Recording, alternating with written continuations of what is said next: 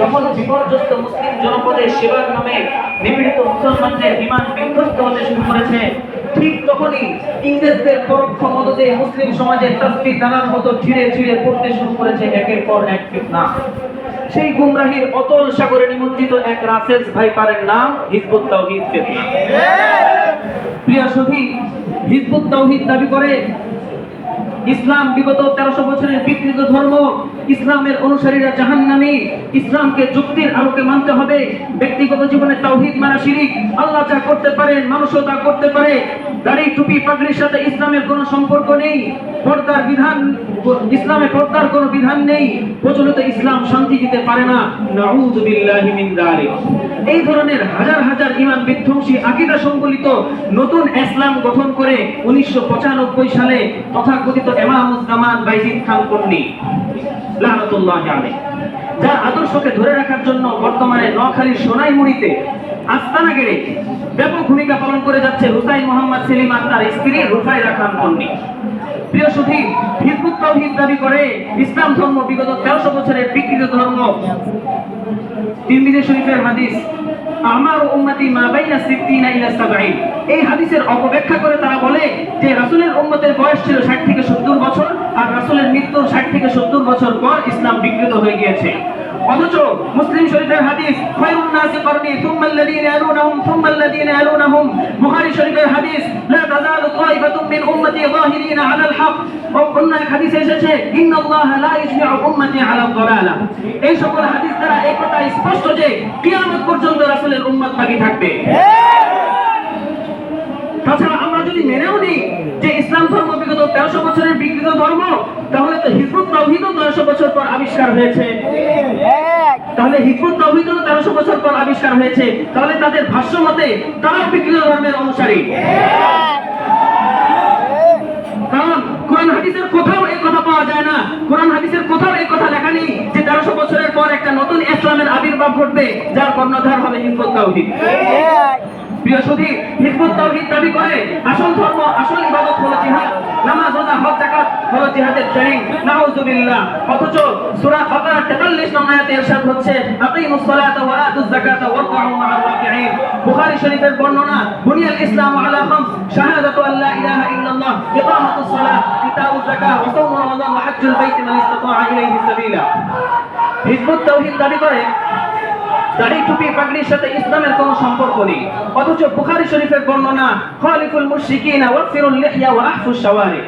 Hizb ut তাওহীদ দাবি করে ইসলামে পর্দার কোনো বিধান নেই, অথচ সূরা আহজাবের 53 নং আয়াতে ইরশাদ হচ্ছে ওয়া ইযা সাআলতুমুহুন্না মাতাআন ফাসআলুহুন্না মিন ওয়ারা'i হিজাব।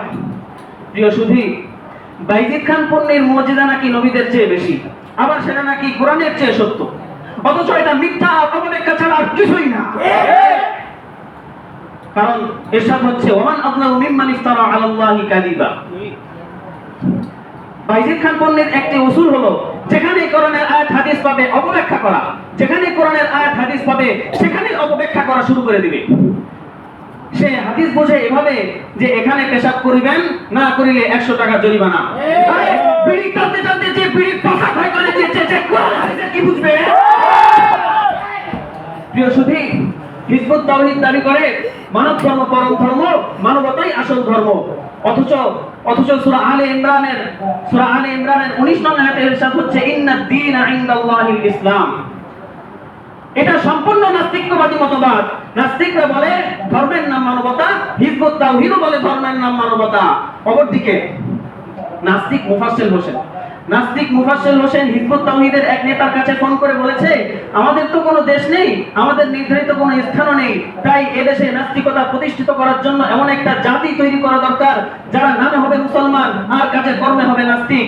অপরদিকে তার কিছুদিন পর নাস্তিক আসাদ নূর হিজবুত তাওহীদের আসাদ আলীর কাছে মেসেজ দিয়েছে যে আসাদ ভাই এগিয়ে চলো, আমরা আছি তোমার সাথে। এই বিষয় দ্বারা দিবালোকের ন্যায় স্পষ্ট যে হিজবুত তাওহীদ একটি নাস্তিকবাদী মতবাদ। প্রিয় সুধী, এক সাংবাদিক সেলিমকে জিজ্ঞাসা করেছে আপনি তো কোনো মাদ্রাসায় পড়েননি, তাহলে আপনি ইমামুজ্জামান হলেন কি করে? সে বলে যে আরে কোরআন হাদিস বোঝার জন্য কি মাদ্রাসায় পড়তে হয়? আমি নিজে পড়েছি। অথচ ইলম হলো সিনা বাসিনা। ইলম হলো সিনা বসিনা। আমাদের আকাবিররা কখনো কোরআন হাদিস নিজে নিজে বোঝেননি, তাবেঈন তাবেঈন, আরে তারা তো দূরে থাক, সাহাবীরা পর্যন্ত কোরআন হাদিস নিজে নিজে পড়েননি, বরং তারা রাসূলের কাছ থেকে শিখেছেন। সুতরাং এই সেলিমের মধ্যে আর ওই সংসদের মমতাজ আপার মধ্যে কোনো পার্থক্য নেই। প্রিয় সুধী, আল্লামা আহমদ শফি, আল্লামা জুনায়েদ বাবুনগরী সহ দেশের শীর্ষস্থানীয় উলামায়ে কেরাম হিজবুত তাওহীদকে কাফের সম্প্রদায় বলে ফতোয়া দিয়েছে, তারা কুফরি ফতোয়া দিয়েছে।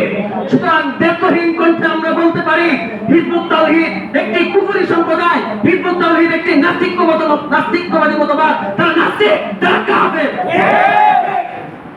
প্রিয় সুধী, পরিশেষে হুজুর সাল্লাল্লাহু আলাইহি ওয়াসাল্লাম এই ধরনের গোমরাহ সম্পর্কে উম্মতকে সতর্ক করে দিয়ে ইরশাদ করেছেন, ইয়াকুনু ফি আখিরিজ জামানি দাজ্জালুনা কাযাবুনা ইয়াতুনাকুম মিনাল আহাদিস বিমা লাম তাসমাউ আনতুম ওয়ালা আবাউকুম ফাইয়াকুম ওয়া ইয়াহুম লা ইউদিল্লুনাকুম ওয়া লা ইফতিনুনাকুম। এমন একটি গোমরাহ ফেরকার আবির্ভাব ঘটবে শেষ জামানায়, যারা এমন এমন কথা বলবে, এমন এমন হাদিস বর্ণনা করবে, তোমরা নিজেরাও শুনো নাই, তোমাদের বাপদার 14 গোষ্ঠী কখনো শুনেনি। সুতরাং তোমরা তাদের থেকে বেঁচে থাকো, এবং তোমরা তাদের থেকে সতর্ক থাকো। সুতরাং আমার প্রিয় ছাত্র ভাইরা, আল্লাহ তাআলা আমাদেরকে তাদের থেকে সতর্ক হয়ে চলার তৌফিক দান করুন, সচেতন হওয়ার তৌফিক দান করুন। আল্লাহ তাআলা আমাদের সকলকে আমল করার তৌফিক দান করুন। ওয়া আখিরু দাওয়ানা আলহামদুলিল্লাহি রাব্বিল আলামিন।